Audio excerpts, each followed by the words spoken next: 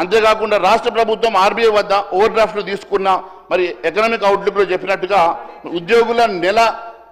ఉద్యోగులకు ప్రతి నెల జీతం ఇవ్వడానికి కూడా 4,000 కోట్ల రూపాయలు ఓవర్ డ్రాఫ్ట్ ద్వారా తీసుకున్నట్లు మరి ఎకనామిక్ సర్వే బుక్లో మీరు స్పష్టంగా రాయడం మరి ఈ రకంగా రాష్ట్ర పరిస్థితి ఎట్లా ఉందో అర్థమవుతుంది అధ్యక్ష. అంటే రోజువారీ ఖర్చులకు కూడా వేస్ అండ్ మీన్స్ అడ్వాన్స్ వెళ్ళే దుస్థితి మరి రాష్ట్ర ప్రభుత్వానికి దాపురించిందంటే ఎలాంటి పరిస్థితుల్లో ఈ రాష్ట్ర మరి ఆర్థిక స్థితి ఉన్నదో ఒకసారి దీన్ని బట్టి స్పష్టమైతే ఉన్నది అధ్యక్ష. కాంగ్రెస్ ఇచ్చిన ప్రధాన హామీల అమలుకు రాష్ట్ర ప్రభుత్వానికి ఏటా 1,32,000 కోట్లు కావాలి అధ్యక్ష. మళ్ళీ దీంట్లో మరి ఎస్సీ ఎస్టీ బీసీలకు ఇచ్చినటువంటి హామీలు కాకుండా అధ్యక్ష, ఇది కేవలం మీరు ఇచ్చినటువంటి కొన్ని మరి హామీలకు మాత్రమే ఇది 1,32,000 కోట్లు అవసరం పడుతుంది అధ్యక్ష. మీరు ఇస్తామనుకున్నటువంటి మరి ఎస్సీ ప్రతి కుటుంబానికి 12 లక్షల రూపాయలు ఇస్తామన్న సంగతి దీంట్లో మరి మేము జోడించలేదు అధ్యక్ష. అదే మాదిరిగా ఎస్టీలకు ఇస్తామన్నటువంటి 12 లక్షలు కానీ బీసీలకు ఇస్తామని ప్రతి కుటుంబానికి 10 లక్షలు ఇస్తామన్నటువంటి హామీలను మేము మాట్లాడకుండానే ఈరోజు కేవలం మీరు ఇచ్చినటువంటి హామీలను లెక్క చేస్తేనే 1,32,000 కోట్ల రూపాయలు, దానికి ఏ రకమైనటువంటి ప్రణాళిక ఏర్పాటు చేసుకో ఉన్నారు, ఏ రకంగా దాన్ని డబ్బులు సమకూరుస్తారో మరి సభకు ఎప్పుడు చెప్పే ప్రయత్నం కూడా మీరు చేయకపోవడం చాలా బాధాకరం అధ్యక్ష. ఎందుకంటే అధ్యక్ష 200 యూనిట్ ఉచిత విద్య పథకం, గృహజ్యోతికి 2,000 కోట్ల పైగా అవసరం పడుతుంది అధ్యక్ష. అదే మాదిరిగా బస్సు ప్రయాణం వల్ల ఏటా 4,000 కోట్ల అధ్యక్ష. 500కే గ్యాస్ బండ స్కీమ్కి 700 కోట్ల అధ్యక్ష. తెలంగాణ పేద మహిళల కోసం నెలకు 2,500 ఆర్థిక సాయం చేయడానికి మహాలక్ష్మి పథకంకి 14,000 కోట్ల అవసరం అధ్యక్ష.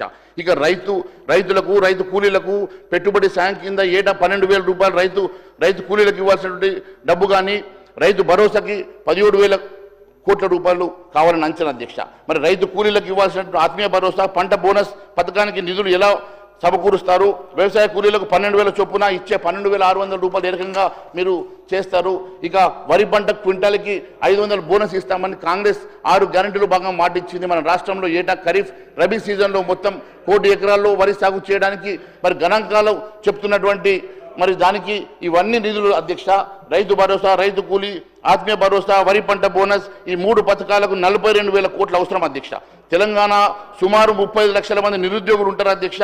వారికి నెలకు 4,000 చొప్పున నిరుద్యోగ భృతి ఇవ్వాలంటే 1,400 కోట్ల అవసరం అధ్యక్ష.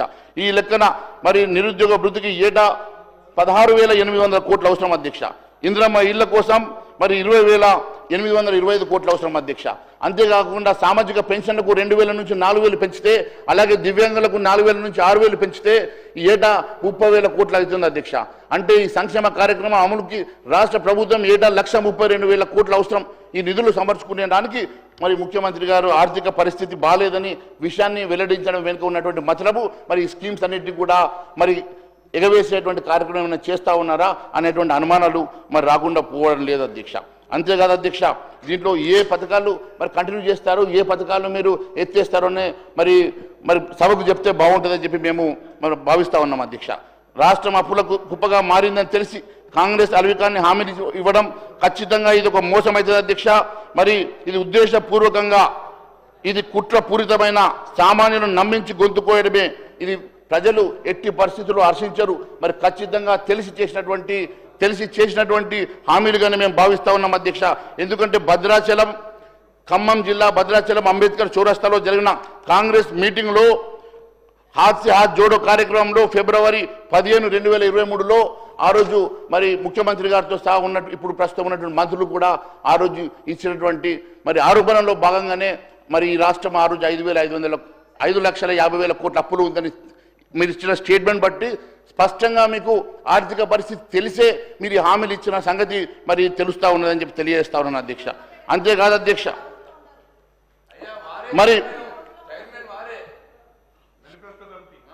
అధ్యక్ష, మీరు ఇన్ని హామీలు ఎలా ఇచ్చారు, ఎందుకు ఇచ్చారని ఇటీవల ఢిల్లీలో ఇండియా టుడే నిర్వహించినటువంటి కాంక్లేవ్లో జర్నలిస్ట్ అడిగినటువంటి ప్రశ్నకు గౌరవ ముఖ్యమంత్రి గారు ఇచ్చినటువంటి సమాధానం ఏంటంటే అధ్యక్ష, ఎన్నికల రేసులో గెలిచేందుకు ఇచ్చామన్నారు అధ్యక్ష. ఎన్నికల రేసులో దిగాక వెనుకబడకుండా ఉండాలంటే పరిగెత్తాల్సిందే. స్పీడ్ థ్రిల్స్ బట్ కిల్స్ అనే స్లోగన్ తెలుసు కదా, ఇది అలాగే అని ముఖ్యమంత్రి రేవంత్ రెడ్డి గారు సమాధానం ఇచ్చారంటే వారికి తెలిసి కేవలం రేసులో గెలవడానికి మాత్రమే నేను హామీలు ఇచ్చానని వారు చెప్పడం అంటే ఇది చాలా స్పష్టంగా తెలిసి మరి వారు ఇచ్చినటువంటి హామీ ఇది తెలిసి ప్రజల్ని మోసం చేసినట్టు కాదని చెప్పి నేను మాత్రమే అడుగుతా ఉన్నాను అధ్యక్ష. అందుకోసం మొత్తం క్యాబినెట్ మీదనే చీటింగ్ కేసు పెట్టాలని చెప్పి నేను తెలియజేస్తా ఉన్నాను అధ్యక్ష. క్యాబినెట్ మొత్తం తెలిసి సార్ ఒక విషయం సార్, హామీలు మేనిఫెస్టో ప్రజాస్వామిక ఎన్నికల్లో ఇదంతా భాగం అధ్యక్ష. నేనేమంటాను, నేను అంత దూరం పోను.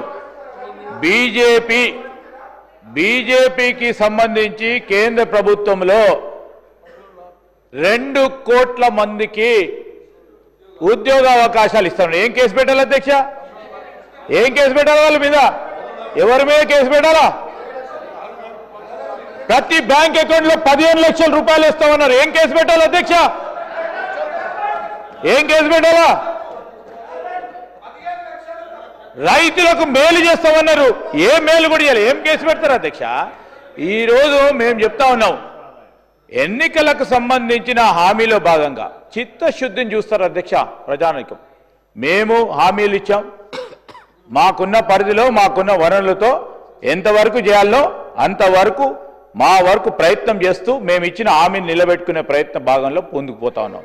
ఈరోజు నేను చెప్తా ఉన్నాం అధ్యక్ష, హామీల గురించి మాట్లాడుతున్నప్పుడు బీజేపీ వారు ప్రత్యేకంగా 15 లక్షల రూపాయలు ప్రతి ఒక్కరి భారతదేశానికి సంబంధించిన ప్రతి ఒక్కరికి జన్ధన్ ఖాతాలో 15 లక్షల రూపాయలు వేస్తా అన్నారు.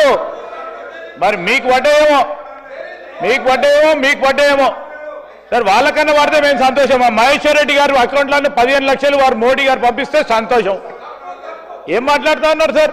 కేసులు పెట్టాలంటే మీ అందరిపైన ఫస్ట్ కేసులు పెట్టాలా? మహేశ్వర్ రెడ్డి గారు కన్క్లూడ్ చేయండి ప్లీజ్. సార్ జస్ట్ స్టార్ట్ చేసిన సార్, 5 నిమిషాలు అయింది సార్. నాకు 45 మినిట్స్ సార్, ఎక్కువ టైం తీసుకోండి సార్. ఎక్కువ టైం తీసుకోండి సార్, 5 మినిట్స్ అయింది సార్. గౌరవ మంత్రి గారు ఈ రకంగా సత్యదూరమైనటువంటి మాటలు సార్. వారికి మంత్రిగా ఒకవేళ భారతీయ జనతా పార్టీ మేము 15 లక్షలు ప్రతి అకౌంట్లో వేస్తామనే ఒక మేనిఫెస్టోను వారు చూపిస్తే వారు ఏ శిక్షకైనా మేము రెడీ అధ్యక్ష. మేము మీలాగా మేనిఫెస్టో రాయలే అధ్యక్ష. నువ్వు మేనిఫెస్టో చైర్మన్ గా ప్రజల్ని తప్పుదో పట్టించడం మొదటి కేసు శ్రీధర్ బాబు మీద పెట్టాలని చెప్పి 2 కోట్ల మంది మన నిరుద్యోగ యువతకి ప్రతి సంవత్సరం ఉద్యోగాలు ఇస్తా అన్నారా లేదా, ఆ హామీలో ఉందో లేదా, మేనిఫెస్టోలో ఉందో లేదా చూడమన్నాడు సార్. అధ్యక్ష, ఈ దేశంలో అత్యధికంగా ఏ ప్రభుత్వం చేయనన్ని ఉద్యోగ అవకాశాలు కల్పించినటువంటి భారతీయ జనతా పార్టీ కాబట్టే భారతీయ జనతా పార్టీని 3వ అధికారులు ప్రజలు తెచ్చుకున్నారు అధ్యక్ష. మేము ఎప్పుడు తప్పుడు హామీలు చెయ్యం అధ్యక్ష. మేము హామీ ఇస్తే గ్యారంటీ అంటే మోడీగా గ్యారంటీ అధ్యక్ష. ఒక్కసారి గ్యారంటీ మేము చెప్పినామంటే, మాట ఇచ్చినామంటే, మోడీ గారు మాట ఇస్తే తప్పనటువంటి మనిషిగా దేశ ప్రజలు 3వసారి గెలిపించుకున్న సంగతి నేను గుర్తు చేస్తా ఉన్నాను అధ్యక్ష. మీలాగా ఈరోజు మేనిఫెస్టోలో రాసుకొని మీరు ఈరోజు తప్పించుకునే ప్రయత్నం చేస్తుంది మీరు కాబట్టి ఈరోజు ప్రజలు గమనిస్తున్నారన్న సంగతి తెలియజేస్తా ఉన్నాను అధ్యక్ష. అభయస్థంలో 6 గ్యారెంటీల కార్డుతో అధికారంలోకి వచ్చి హామీలు ఎగవేతకు చట్టబద్ధత కల్పిస్తారని అడుగుతా ఉన్నాను అధ్యక్ష. ఈరోజు మీరు ఎలాగో మీరు చట్టబద్ధత కల్పించలేదు అధ్యక్ష. కనీసం ఎగవేస్తామని ఒక చట్టబద్ధత కల్పించండి అధ్యక్ష. అట్లనే కానీ ప్రజలకు అర్థమైపోతుంది. ఈరోజు కాంగ్రెస్ అధికారంలోకి వచ్చి 23 డిసెంబర్ 7 రేవంత్ రెడ్డి గారు తొలి సంతకం పెట్టారు అభయస్థం మీద కదా అధ్యక్ష. మరి దాన్ని సభలో కూడా అనౌన్స్ చేశారు కదా అధ్యక్ష. మరి దాని మీద మరి వీరు మా మంత్రి ఎల్ఏ మంత్రి గారు శ్రీధర్ బాబు గారు మాట్లాడారు అధ్యక్ష. మరి ఎందుకోసమని మొదటి సంతకం పెట్టి మరి హౌస్లో అనౌన్స్ చేసిన తర్వాత కూడా మరి ఎందుకోసమని మేము ఇంప్లిమెంట్ చేయలేకపోతున్నాం అనేసి కనీస బాధ కూడా మరి మా ఎల్ఏ మంత్రి గారికి లేకపోవడం నిజంగా బాధాకరం అధ్యక్ష. నేను ఒకటే అడుగుతా ఉన్నాను అధ్యక్ష,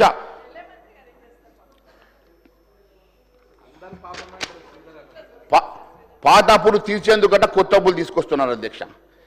ఉబ్బులో కూరుకుపోవడం, బీఆర్ఎస్ సర్కారు అధిక వడ్డీలకు తీసుకొస్తే అప్పులు తక్కువ వడ్డీలకు రీషెడ్యూల్ చేస్తున్నట్టు ముఖ్యమంత్రి గారు చెప్పారు.